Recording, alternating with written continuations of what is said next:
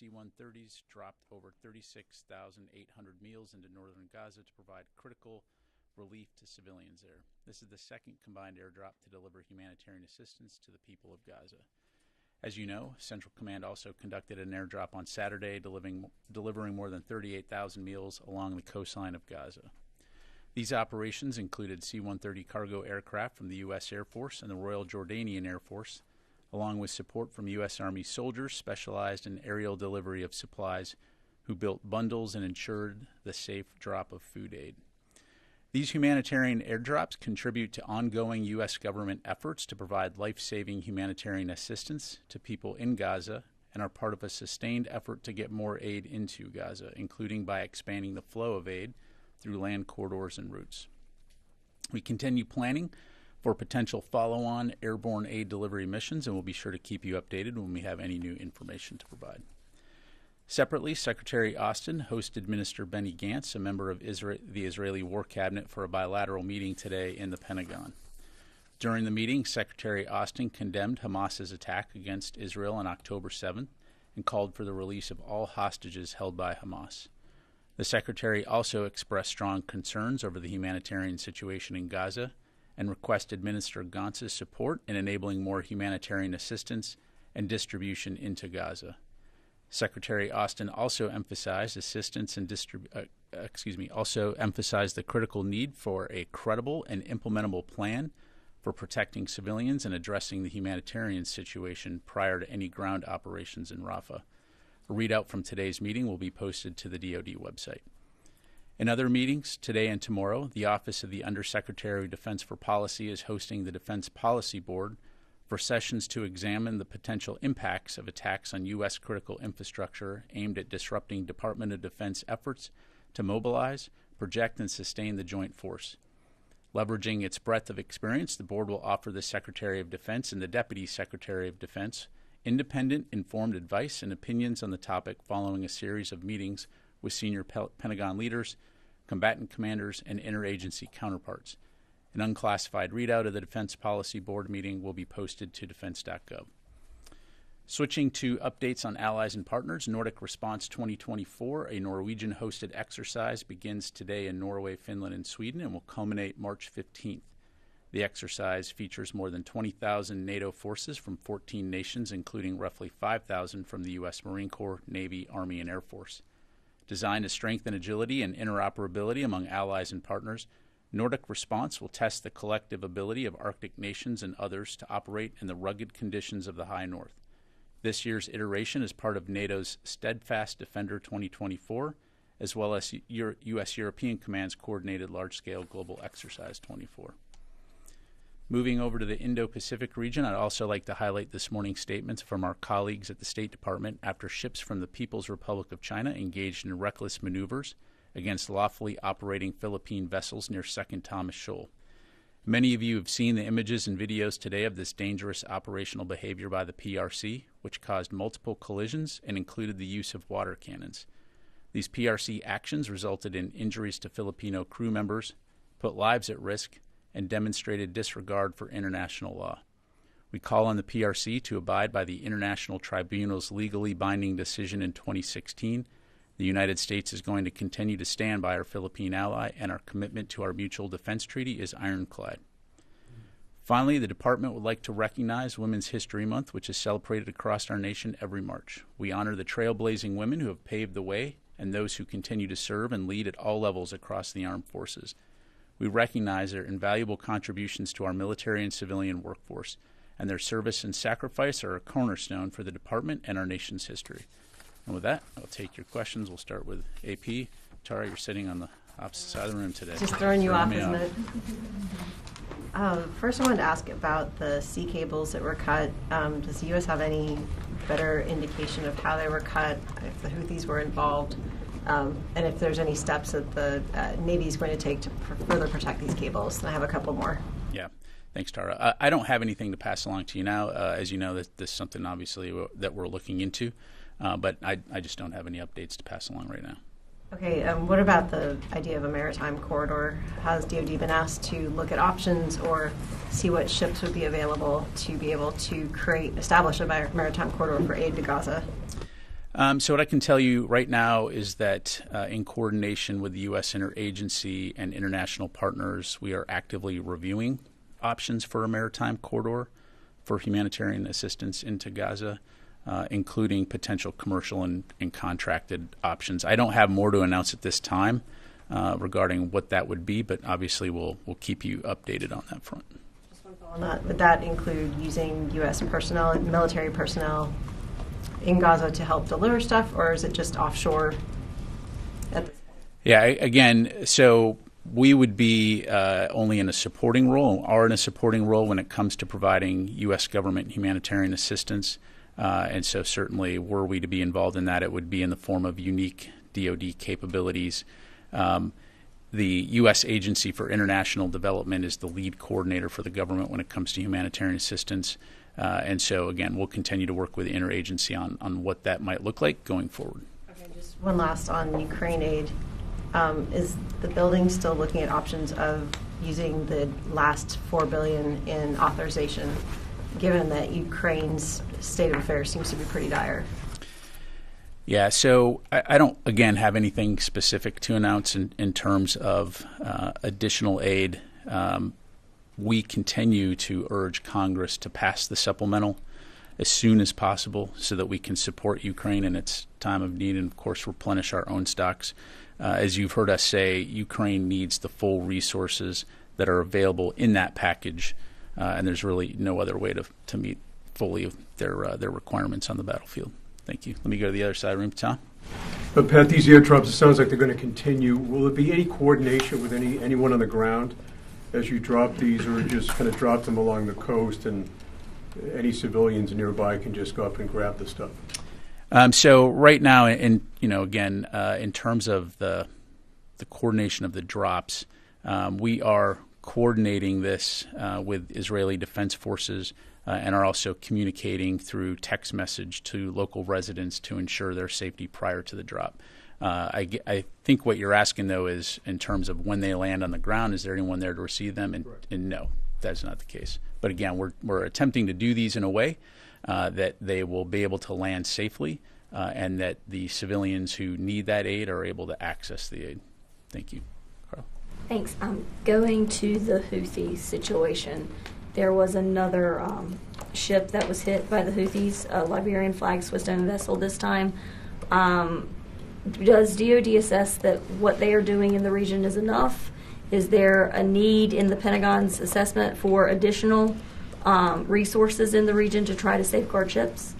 Yeah, again, I don't have anything to announce, Carla, in terms of additional resources going to the region. As you know, this is an international, multinational effort to address this problem, and so that will continue to be our approach, is to work with international partners and allies to disrupt and degrade Houthi capabilities, but most importantly, to work with international shipping companies and countries around the world to help ensure that they can safely transit that waterway.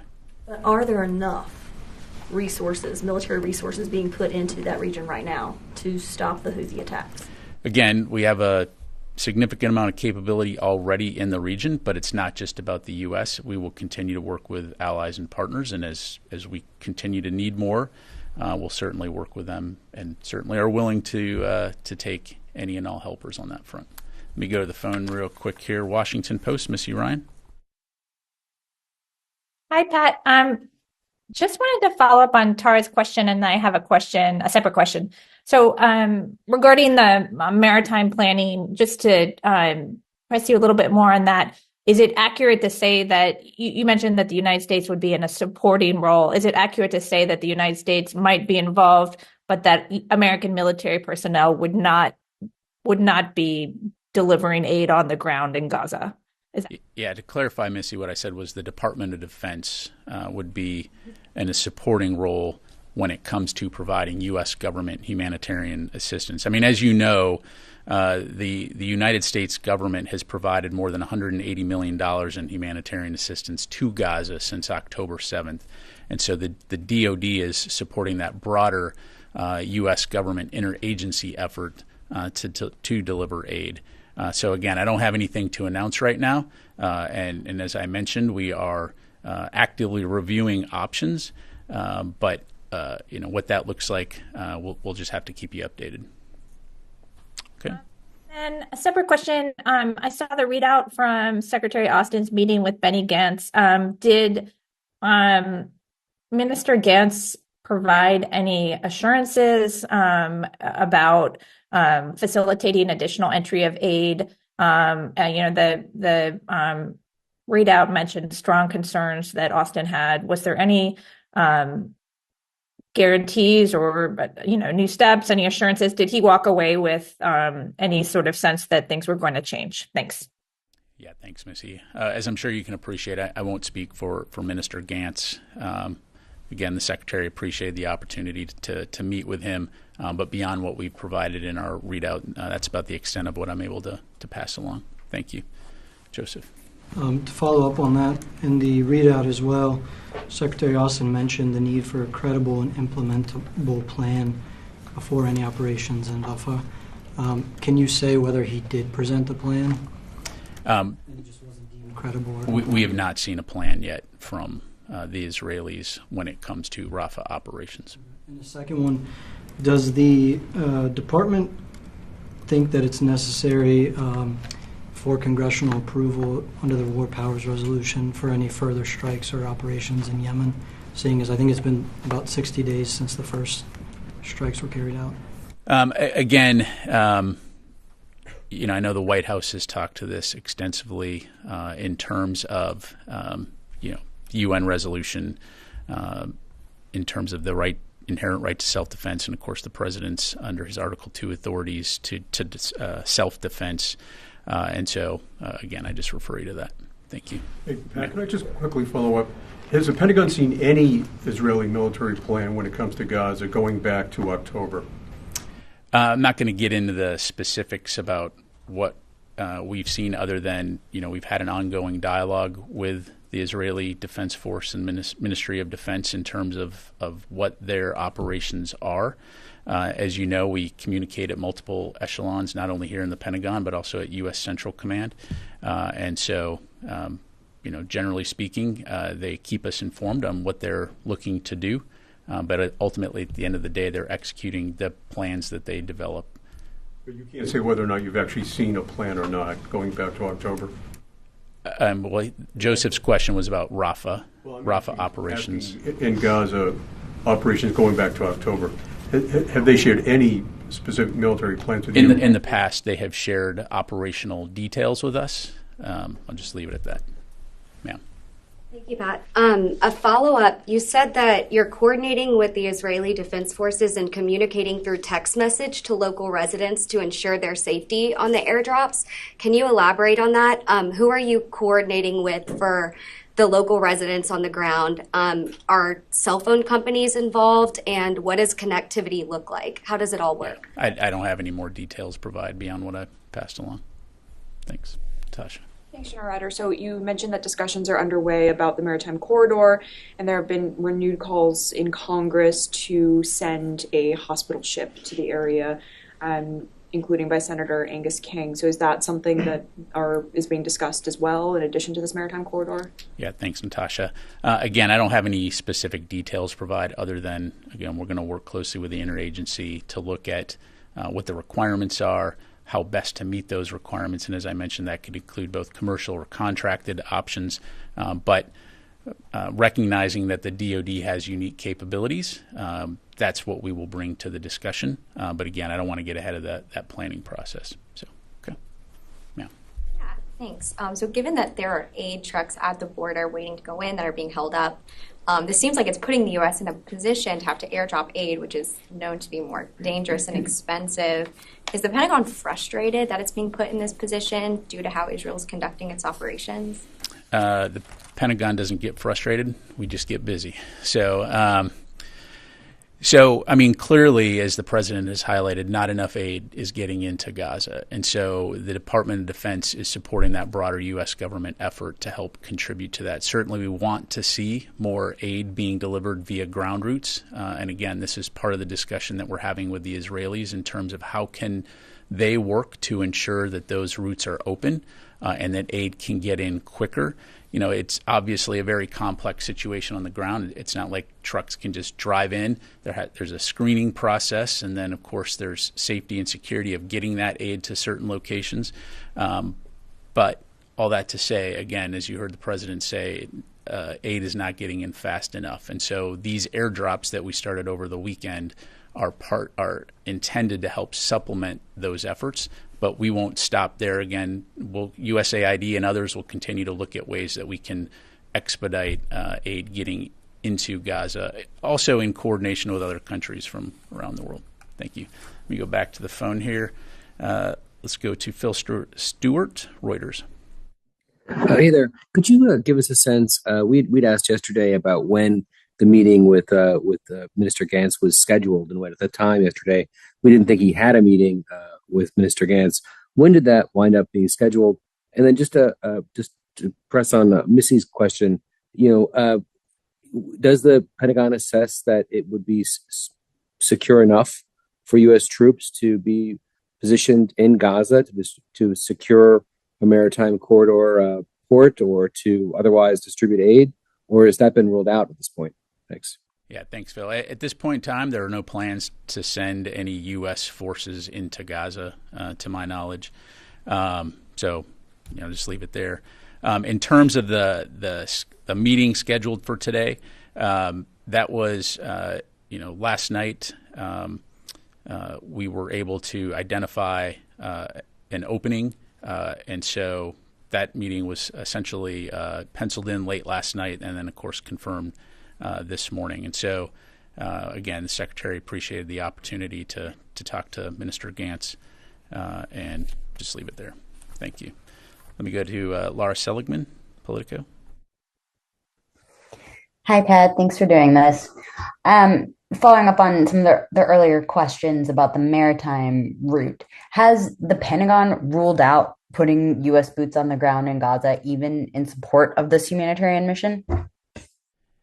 Yeah, thanks, Laura. Again, at this time, there are no plans to put U.S. forces on the ground in Gaza, to my knowledge. Thank you. Fadi. Thank you, gentlemen. So, as you said, the USAID is taking the lead in delivering aid to Gaza, and I assume they have trucks in Egypt, right? Yeah, I'd have to refer you to them. And you mentioned security reason for one of the reasons for the delay in delivering aid through ground route. If you have U.S. provided assistance and UN provided assistance, what is the security concern here when it comes to Israel versus dropping aid on Gaza? Did the Israelis screen the aid you dropped on Gaza? Again, I'd refer you to USAID in Israel to talk about the specifics there. And again, State Department, as you know, has been intimately involved in this process. I'm only going to talk to the DoD aspects, but again, as I understand it, the situation on the ground in terms of getting aid into Gaza, whether it's from Egypt or whether it's coming in from Israel, we obviously need to ensure that continues. We helped, or USAID helped. We airlifted aid into Egypt earlier in the year, which of course was then taken over a land route via Egypt into Gaza, for example. But then, as I mentioned, part of the discussion is working with Israel to open up additional routes that are on Israel's side, looking at all possibilities to get aid in there. But when it comes to the on-the-ground dynamics, DoD forces are not on the ground there, so I really can't speak to that. Air dynamics, so you had 2 operations to drop aid on Gaza. Did Israel screen that aid? They did not. They did not. So they allowed that aid without any screening? Correct. Rio. Thank you, General. Please let me ask you about the Indo-Pacific. The China said today that its military spending will increase by 7.2% this year. So there is an accusation of the Chinese military spending in terms of transparency and openness. So does the Pentagon assess China's actual defense spending could be much larger than the amount they publicly announced? Yeah, thanks, Ro. So, I'm not going to get any from the podium here, any specific intelligence that we might have from a DoD standpoint. What I will say is that we will continue to monitor their evolving military strategy, their doctrine, their force development. And as you highlight, we do continue to call on them to be more transparent about their defense spending and their actions that they're taking, not only in the Indo-Pacific region, but around the world. Separately, following up about the situation in the South China Sea, the Chinese dangerous behavior has continued in spite of the U.S. commitment to defend the Philippine ally. So, what steps will the Pentagon take in practical terms to change the trajectory of the Chinese behavior in the South China Sea? Well, I think you see us taking those steps now, which is leading by example and working closely with partners and allies in the region to ensure that countries can sail, fly, or operate wherever international law allows. But most importantly, it's working together in a positive and productive manner to ensure security and stability in the region and not exacerbate tensions in the region. And so, again, we'll continue to maintain that focus: regional security and stability and prosperity versus harassment, antagonism, and destabilizing types of activities. Thank you. Yes, sir. Thank you very much, General. Recently, there's been a flurry of engagements between Ankara and Washington. The Deputy Undersecretary of the Defense Department met with the Turkish National Security Advisor in Ankara a couple of weeks ago. The Turkish spy chief is in Washington right now. The foreign minister is going to be here in a couple of days. And the Turkish president just said yesterday that this summer we will permanently resolve the issue regarding our Iraqi borders. And our desire to create a security corridor in Syria remains the same. So given this level of contact recently, would this be too puzzling for the Pentagon if the Turkish government actually took this step to launch cross-border operations in northern Iraq and Syria? Yeah, thanks, Eunice. I don't have any comment on that other than to say, again, we've talked in the past about the challenges that any type of cross-border attacks would cause, particularly as it relates to the Defeat ISIS mission. Of course, we highly value Turkey as an ally, but when it comes to those particular conversations, I just don't have any insight to provide. Position hasn't changed on that, it's the same as last year and the year before. Correct. Tom. Thanks, General. A couple of questions for you. First of all, how does the Pentagon address the apparent paradox of providing bombs to Israel on the one hand and ready-to-eat meals to Palestinians on the other? So, Tom, as we've talked about, we recognize a couple things here. One, Israel was attacked by Hamas on October 7th, over 1,200 people killed, over 200 hostages taken, half of whom are still being held by Hamas. Hamas has not laid down its arms. It continues to present a significant and potentially existential threat to Israel. And Israel has an inherent right to defend itself. And as a strong partner, long-standing partner of the United States, our support for Israel's right to defend itself is ironclad, and we will continue to support them and ensure they have what they need to defend their people and protect their citizens from future terrorist attacks by Hamas.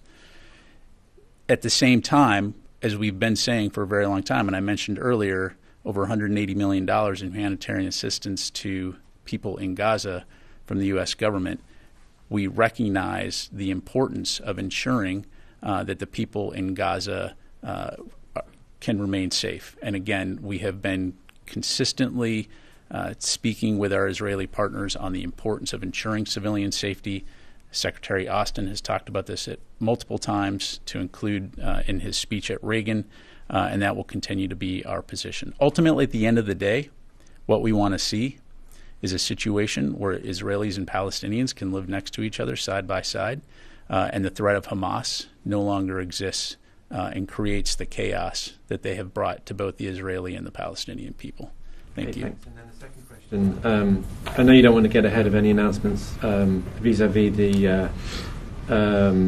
the aid corridor through the maritime route, but you did mention some unique DoD capabilities.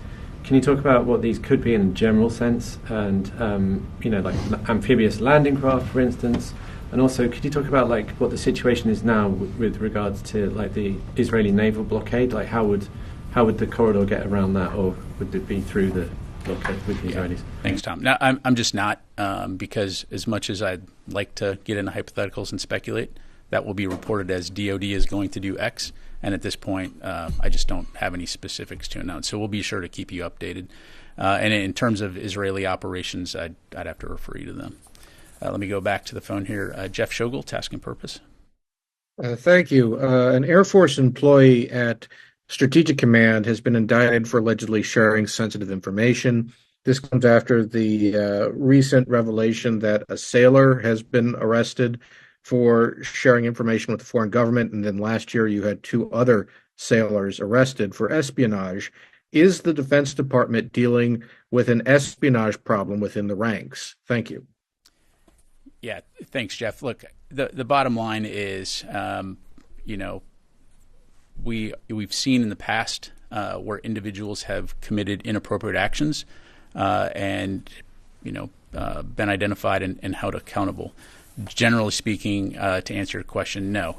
But we also recognize the fact that insider threats are something that needs to be taken seriously, which is why every single member of the Department of Defense, whether you're a basic trainee or a 2-star general or above, is going to take training on the proper handling and safeguarding of sensitive information. And if you violate those rules, you'll be held accountable. And so we'll just leave it there. Okay, let me go to Pat Tucker, Defense One. Hey, General, thanks for doing this. So there's a readout just now about the Secretary's meeting with the Lithuanian Defense Minister. I wonder if you can go a little bit beyond the readout and tell us what the Secretary talked about with the Defense Minister of Lithuania. And also, second part, is the United States right now in touch with the government of Moldova about possible defensive steps or actions that Moldova may need to take to get ahead of possible civil unrest or even Russian aggressive activity, as has been foretold through some Russian actions in the last couple of weeks? Yeah, thanks, Pat. Listen, I really don't have anything to provide beyond what was in the readout. A very productive meeting. The Secretary appreciated the chance to talk with the minister about the strong bilateral defense relationship between the United States and Lithuania, and as the readout highlighted, expressed the support that Lithuania is providing for Ukraine and also the NATO alliance. When it comes to Moldova, I don't have anything specific here to provide, Pat.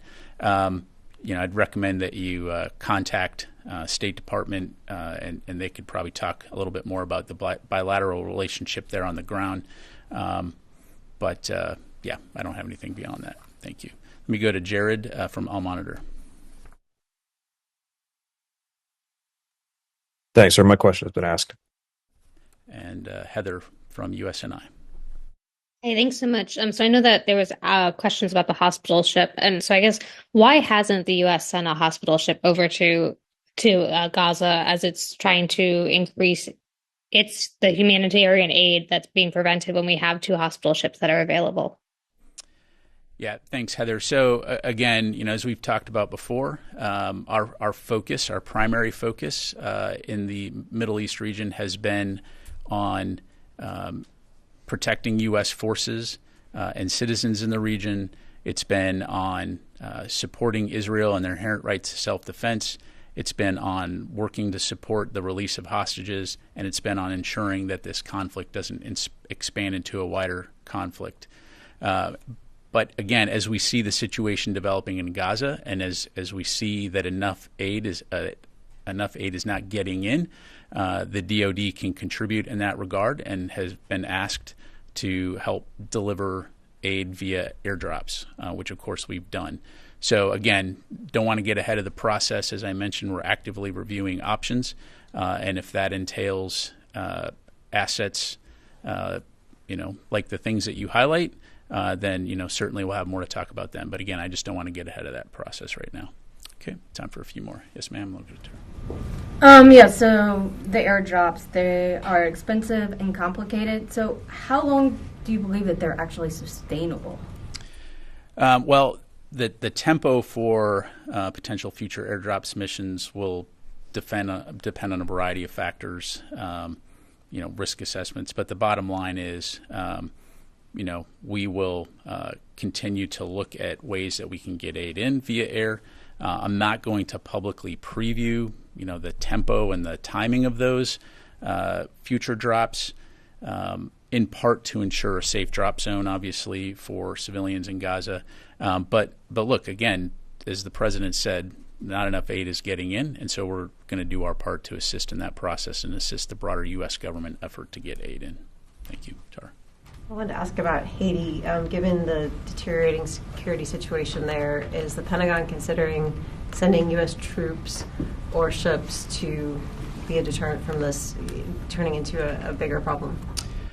So I don't have anything to announce right now. To my knowledge, we're not contemplating sending U.S. troops to Haiti to conduct security missions, for example, to support Haitian armed forces or police. We are definitely monitoring the situation closely. We're maintaining, close contact with State Department on the situation on the ground there.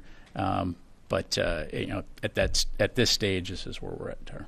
Some critics have said that a multinational force just won't be enough, and it will require U.S. troops to get the situation under control. And that's an interesting statement. Okay. Louis. Two questions. First, on the statement, the readout from the meeting this morning with Minister Gantz.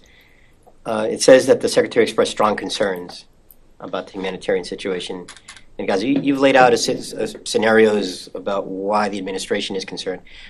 What are some of the concerns that the Secretary has, and how did he express them strongly?